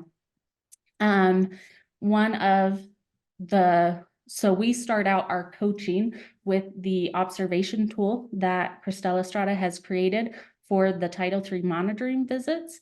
And then we debrief with the teachers, and based on the areas of need and their TESOL goals, then we move into other observations and supporting them and directing them to resources. So this is a classroom talk observation tool. A lot of our teachers have gone into wanting more academic conversation in their classes. And so this is a tool that will also be shared with you. Took the idea from dual immersion. Dual immersion, a lot of times will go in, and every 10 seconds you mark whether it's a student talking or whether it's the teacher talking. And then taking that and adapting it to say, well, is it a student talking who's an individual student? Are they talking in pairs? Are they talking in groups? Is no one talking because maybe they're reading individually or writing individually? And then also taking it to the point of what type of language is being used by the teacher or by the students. Are they talking with one-word answers, short phrases, sentence level, or connected sentence and academic structure? And so one of my teachers actually is allowing me to share their data. And this is this sharing? Or did I not get this one in the share? Can you see a spreadsheet? Yes. Okay, excellent. So here we have the first observation was using the observation tool. The second observation, the teacher had decided to focus on academic language and the student talk in their classroom. And this was a teacher who is a fantastic teacher. Math teacher, they do hands-on. They learn ratio by splitting up Fruit Loops, putting it in a bag. What's the probability that they're going to pull a certain type of Fruit Loop? But it was interesting because in the observation, the initial observation, there were a lot of opportunities to speak, but the students weren't necessarily speaking academically. And I was able to talk with one of the multilingual learners, and he had a question about math, but he was finding that he didn't have the mathematical language to describe what he wasn't understanding. And the student who had the mathematical understanding didn't have the language that they needed to be able to describe the process to the student. And so this teacher created a goal in focusing on student academic discourse. So the next observation coming in with this, we were seeing that the blue is when students were talking, the purple is when the teacher was talking, and we saw that there was a lot of student talk, but when the teacher was reflecting on what their data was showing, they noticed that it was one student who was talking, that not all students had the opportunity to talk, and that a lot of what the students were saying was one-word responses or short phrases, but there was very few that fell into that academic realm. And yet the teacher was talking with academic phrases, sentence level. And so then the teacher continued to refine their goals to incorporate more sentence stems and structured accountability in the conversations. And so then going back into the third observation, we saw once again a lot of student talk, but now the students were talking in pairs, they were talking whole class, and the students over here, we saw a lot more sentence, academic phrase, and academic structure. And there were very few students who were speaking at the one-word response. And they even got into discussions where they were describing the process, where all of them were speaking in groups, and almost all of the responses were at the sentence or connected sentence level. And so the coaching is what takes the teacher's theoretical knowledge and then theoretical application, and it helps them to refine their practice. And it's actually been really neat to see how excited teachers get, because teachers will implement changes, but they don't always have the outsider view to say, oh, here's the data showing the impact. I had another teacher that I was working with who actually got very emotional because they hadn't realized that what they were putting into place was actually producing the effects that they wanted to. Because sometimes when you're in the moment, you don't see it, but seeing an outsider perspective with data coming in saying students are speaking in complete sentences, they are having that academic discourse, has been really powerful for our teachers. I see a few more comments in the chat, and this observation tool will also be shared. And then finally, we have our final portfolio and recognition. The final portfolio, it's really nice because it actually comes from the USBE Canvas courses that are already created, where they're taking their capstone projects from each of those courses and their goals, and that is their portfolio. And then we recognize them at a board meeting at the end of after they have received it. And so when we were looking for a need for change, we are with this ESL endorsement program that is housed in our district, our needs are met. So we no longer have a limited number of endorsements available. Our pilot program, we kept small, we kept to 10 teachers because we wanted to work out a lot of kinks, but after our pilot program, we can have as many teachers who are interested or who we can encourage to be part of it. And it's not going to be based on whether we can maneuver the funding, which is really exciting. And because we don't have to limit the number of endorsements that we're able to give, then our numbers are going to become more sustainable. And our most excitedly is at the school level, there's going to be shared knowledge. And with that shared knowledge and that shared responsibility, then you have a better support team that's at the school level. And so it is exciting to be able to see these changes, have them met. It was scary at first. There is work that goes into it, but it has definitely been worth it. And so moving forward, we're most excited that our students will be in classrooms with teachers who have developed real world tools to meet the needs of multilingual learners. Our goal is that every teacher has the tools that they need to meet the needs of all of our students, and that every student could go into any classroom and be able to access that classroom's content. And so having an in-house ESL endorsement is a huge step towards that. Thank So you. Jenny, I want to thank you. As I said before, Jenny's been one of my stalwart like observers for I don't know how many years, Jenny, maybe 3 or 4, something like that. Mhm. And I hope that her presentation has allayed your anxieties and fears about launching out into a design that suits your needs. That's the point about a competency-based endorsement based on a really good structure with goals that teachers set and feedback in a coaching cycle. And then, you know, Jenny, make sure you invite me to you. I have a list of portfolio exhibition, you know, final that I go to. So make sure that in your next cohort, I'm invited. I would love it. It would be great. Any questions for Jenny before we actually go to Entheos and the 3 teachers who will present part of their portfolio exhibitions? Any questions? You had lots of positive comments, and all of the work that they've done will be sent out. You know, you'll have access to all of that. Okay. So Esther, I'm not sure, do we actually have like Sarah, Allison, and Jessica here? I think that they're all on with Allison. Allison, are you there?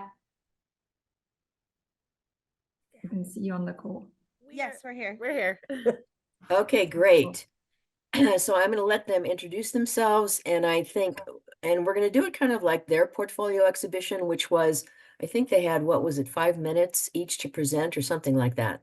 And then we'll open up to, you know, any comments, or you can put comments in the chat. Okay, so let's start with domain 1, which is language acquisition, and I think that's Sarah. Yep. Hi, I'm Sarah Erickson, and Sarah, I'm sorry, just a sec. Your camera is off. Are you? Oh, Allison's okay. working on this right now. Okay, So hang on one second. There we go. Okay. Sorry, we're all here together. So we're gonna, we've shared our screen here. My name's Sarah, and I am a middle school social studies teacher, and the 3 of us are each gonna present a domain. Coincidentally, we all chose to present 1, 2, and 3 in order. So it kind of worked out that way for our presentations. So I selected domain 1, and it was important to me because I felt like this particular domain was an area that I could make a lot of difference in my students. So my goal sheet looks like this. And my goal was to increase that the structured academic talk time, kind of what Jenny was just talking about in terms of allowing students to have a safe and cared for environment in which they felt comfortable using academic talk, and also the supports to support that academic language. And looking at our classrooms here, and my classroom in particular, I realized that one of the biggest things that needed to happen was that our students needed to have sentence stems to support them. So these are my first piece of evidence that shows that I completed my goal here, was my sentence stems that are really prominently displayed in the front of my classroom. And oftentimes the kids will point to each other now, or point to one now when they're using them. So I wanted students to be able to have at least that head start, or that first little step in getting to what they needed to say without feeling afraid. So these get used for all kinds of discussions in my classroom, everything from like pair share or table talk to whole group settings. And I love these because so many of them end with like, because, or tell me more, or things like that. So they really do push students to have those times in which they have to not only just say the quick statement, but go a little bit deeper. And sometimes, oftentimes, that's where some of the best academic vocabulary comes out. And to go along with that, I wanted to give students opportunities to talk in smaller pairs, whereas some of our MLL students might not feel comfortable speaking to the whole group or even to a table. I wanted them to have partnerships or pairings in which they felt comfortable using academic language to talk to their peers about things. So one of the things I created, and this is not so fancy version, but it's a very functional version. I know Christelle's kind of laughing, but it works perfect. This is my appointment clock. And this was done early on in the year, in which we would pair up, or students would pair up based off a variety of different things. So for example, the 12 o'clock partner is a partner you feel comfortable with, but is not sitting at your table. The 3 o'clock is someone who you've never talked to before. They love their 9 o'clock appointments because that's their friend of choice. And sometimes, you know, I have to kind of watch how often I use 9 o'clock partners. But this sets up opportunities to quickly have students move to new groupings that might not be seat-based, and still give students an opportunity to feel comfortable and have that predictability. You know, the research shows like when students feel safe and know what's next, or know how to predict what's next in the room, they're more likely to engage in those conversations, especially academic talk. And so I knew by having this appointment clock, students would come in every day. They have it. We don't use it every day. We use it probably twice a week, but it does give them those great opportunities to have those conversations.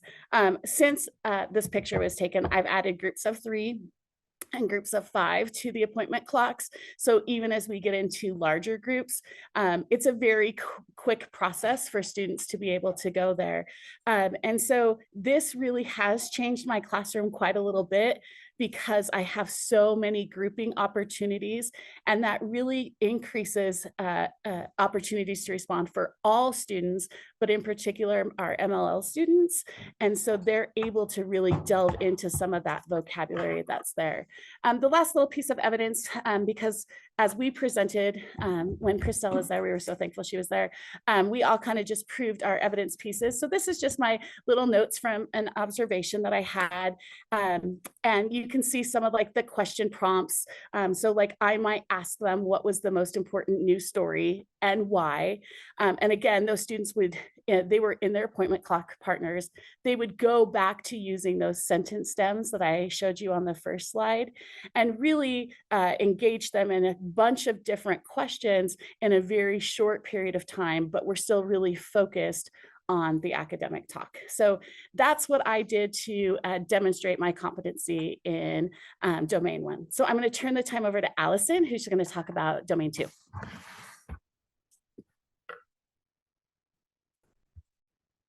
Wait a second. I just need to find. All right. Hi, I'm Allison Weber. I focus on culture in domain 2. And my goal is I wanted to create an inclusive environment that celebrates differences through teacher and student created crew lessons that raise each other up. I chose this. Oh, for anybody who doesn't know crew is our school's version of a morning meeting. We have a reading, a greeting, a reading, an initiative, which is like an activity or some sort of game, something that engages them, and a debrief where we discuss our learning. So I chose this because I found through our as we were going through our learning, that unless students feel welcomed and part of a community, unless they're celebrated for their diversity, unless they feel comfortable interacting with their peers, they're never going to utilize any of the many academic strategies to better learn to become fluent in English. So I wanted to focus on teaching crew lessons that delved into individuality, diversity, culture, to activate their appreciation for their own cultural identity and the cultural identity for others. So basically, I wanted them to appreciate their own differences and the differences in others, so that when they come into situations where people are different, when situations are different, that they can find compassion and kindness. So the first beginning of the year, I call it my inclusive lesson plans, was getting to know me, where kids interview themselves. Here I have something that one of my kids did. It's about me, and here's, this is one of my MLL kids, she made the little picture about themselves. The second part is getting to know you, and they interview each other, they get to know each other. And then the third day is getting to know us, and they do teamwork. I don't have a picture of this, but they draw together, they make group pictures. So it's kind of about introducing an inclusive environment where they work together and they get to know each other. I wanted to create a safe environment for my kids so that they can make mistakes, and that's okay. And they feel safe to learn. That's kind of the entire point. Another group of lesson plans I did was individuality. And we read a book called Hedgehog Needs a Hug, because hedgehogs have very specific character traits. They're very prickly, and it's okay to be different and have very specific character traits and not be like everybody else. And during this group of lesson plans, I had them make these bio poems. And the one stipulation was that they had to be positive about themselves. And sometimes it's hard. They kind of wanted to say, oh, this is me, but I'm not good at this. And I was like, no, you have to be happy about it. You have to only write nice things about themselves. And they did. So these are two of my kids, and they made themselves. One of these, actually, both of these guys are multiracial. One is MLL. He did this about himself, and they're beautiful. These are, it's 5 poems. Each one is a different poem, and I put these in their portfolios, and they're just beautiful poems about themselves. And so this is about them getting to know who they are and embracing the differences in themselves. And we have a lesson plan about diversity, and we talk about what it is to be different and what diversity is and how it's okay. We have a lesson plan about culture, and we talk about all the things that culture is, the big things, the little things, and I have them fill out cultural bags. And I say they can put anything on the cultural bag. If they don't want to talk about it, if they don't want to share that, they don't have to do it. And so I had one of my kids, he's from Thailand, or his parents were from Thailand. And he's like, I like to go to temple. I like manga. I like art. And so that's what his cultural bag was. And it's beautiful. And he shared that with the class because he felt safe sharing that with the class. And it was very cool. In December, I was like, what are your family traditions? It can be Christmas. It can be Kwanzaa. It can be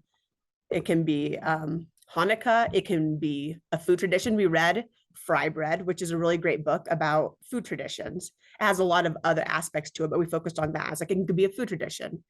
It can be any sort of winter tradition. And so they filled out these little graphic organizers, and they made these beautiful snowflakes. And some kids focused on Christmas. Some kids focused on sledding. Some kids focused on matching pajamas, but they talked about traditions and they really enjoyed it. But they really were, focusing on their family. Like, this is what makes me me. This is what makes my family me. This is what makes my culture important to me. And they looked at each other's traditions. Like, oh, I have that tradition. We have that in common. But this is specific to my family. Nobody else says that. That's pretty cool. We talk about respect. What it is to respect each other's beliefs, to respect their own beliefs, to respect your personal space. We read this book called The Sandwich Swap, which was really important because it was about 2 kids who have different ethnic food, and they decided that's okay, that you don't have to like each other's food. But they, and so I had kids actually come back from lunch for like a week talking about how they talk respectfully about each other's food. And we talked about how it is to agree to disagree, and it's okay to have your own opinion, and you don't have to agree with everybody, but you have to be kind about it. So it is a big deal. They did activities about how it is to show respect. They got to choose which activity to do. Some made respect posters. And at the very end, they made crew lesson plans. And it was important because they just wanted them to choose something that was important. And they led these crew lesson plans. And a lot of them got the message, and they chose things like kindness and respect. And then they led these crew lesson plans, which is kind of scary because it's in front of their peers, but they obviously felt safe in the classroom. And that was kind of the point of the entire thing. So that's how it was for me. You have to get over. Oh, goodness. Hi, I'm Jessica Nash, and I just want to say that I really feel like I learned so much through this program. It was incredibly beneficial, and I've been really excited to share everything that we've learned and all of the strategies with our fellow teachers here. And so it's been really a positive experience for not just the 3 of us, but I think for the entire school. So I am focusing here on domain 3, which is planning, implementing, and managing instruction. And my goal here is to plan lessons and instruction that implements appropriate accommodations to support ESL students. And so the area that I decided to really dedicate a lot of focus on was academic vocabulary. And so through explicit instruction of academic language, students can have the means to respond successfully. So a few of the strategies that I've implemented in my classroom, I think Sarah mentioned having sentence stems. And so these have also been really beneficial to have in my class. This is one that's a poster that I have up all of the time because in 6th grade, we do a lot of evidence from the text. And so we have sentence stems to get them started with their writing. And then academic vocabulary. This one was one that I did very early on, and since I've kind of added more, which I'll show you in just a moment, but having the visual picture along with the word and the definition, and then we would discuss it and use it in a sentence. And then that kind of morphed into what I'm still currently doing with introducing a new vocabulary word in class. We spend some time each day on our new academic vocabulary word. So this word was the word insist. And so we talk about what the word is in English. All of my MLL students in my class happen to speak Spanish. So we translated into Spanish as well. If there were students that I would have that speak other languages, I would just add those translations onto, in addition to the Spanish. And that wouldn't be too terribly hard to do. So we talk about the definition in English, we read the definition in Spanish, and then I really try to introduce all of the vocabulary using different modalities of learning. So they're seeing it, they're reading it, they're hearing it, they're saying it, and then I like to use YouTube videos so that they can see it demonstrate. Like for this one, we watched the clip from Moana where she's insisting that Maui take the heart. And then after we discuss the words, then they go and they use those words in their writing. And then they share their writing, either whole class, or sometimes we do a partner share, depending on how many people want to share. Sometimes they all want to share, and sometimes just a few. So we partner them up with students that they're comfortable with. And it's been very, very neat. We just recently did our mid-year diagnostic testing, and I was able to actually see a substantial growth in my students' vocabulary scores. Not just for my MLL students, but for all of them, because I really think that any strategy that we put in place to assist our MLL students will just benefit everybody. And then the last thing that I would like to show that is always up in the classroom is, in addition to the academic vocabulary words, we focus a lot on prefixes, suffixes, and we look at Greek and Latin roots. And so we can take words apart. We can discuss, how does this Latin root relate to the Spanish word? How are they similar? Where do we see this in other English words? So students are able to make a lot of connections. And so it's been a wonderful experience. So thank you so much, Sarah, Allison, and Jessica, and Esther also for, being the executive director and saying the work that you've done with your colleagues, with Denise, who's the principal there, and all the work that has made a difference with the way in which teachers better understand their students, create safe environments to challenge the possibility for more academic success. So thank you so much. Is there anyone else before we close out? I'm going to stop the recording in a minute so we can have other kinds of questions. But is there anybody else who would like to make a comment either about what Jenny presented or what Entheos teachers did, or the development of their own competency-based ESL endorsement that's in the district or in the charter, and you don't spend money on outside the district programs that oftentimes tend to be more theoretical and not very, applicable. Any comments?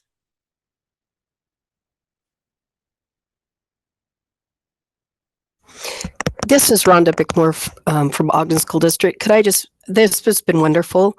I just wanted to make the comment that I've seen the teachers in our competency-based endorsement, go back to their schools and teach others and bring other things into their school and into their departments that wouldn't have been brought in had they not been part of it. So I've seen it spread in that way, and so that's been a very good feeling for our competency-based endorsement. Thanks, Rhonda. Actually, when I was at the Entheos presentation, there were other teachers there. And it was so interesting because the other teachers were saying, oh, I can use this in my class. Can you help me do this? And so it changes so that's the other thing. And Monticello has said this because they've been doing it for 6 years. You know, they actually said that, and I remember when I first met with them 7 years ago, it actually changed the culture of the school. The school is totally different now because most of their teachers are, have done the portfolio exhibition, have done all of the work that you've talked about, set goals, know the TESOL domains, know different strategies, have been supported throughout the process. And so when a new teacher is hired, that new teacher is already in some way, included and embraces the actual culture of the school. The conversations are different. The way teaching happens is different.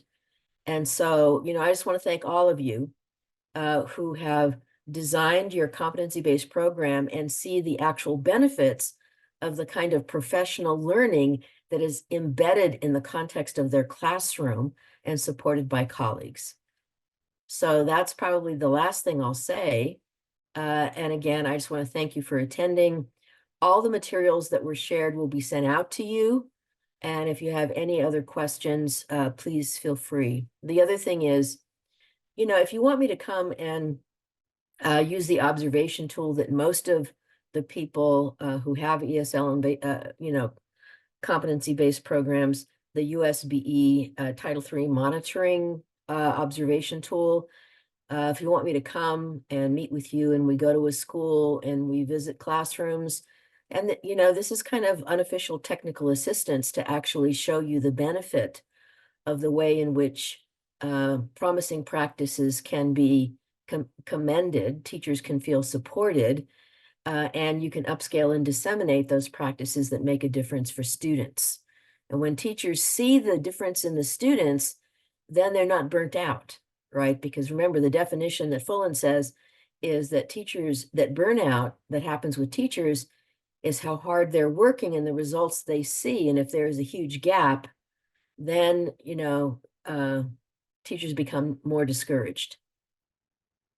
And so what I'd like to do is invite you. The meeting is officially ended. I'll stop the recording, but if anybody wants to stay on and ask any kinds of questions, please, please feel free.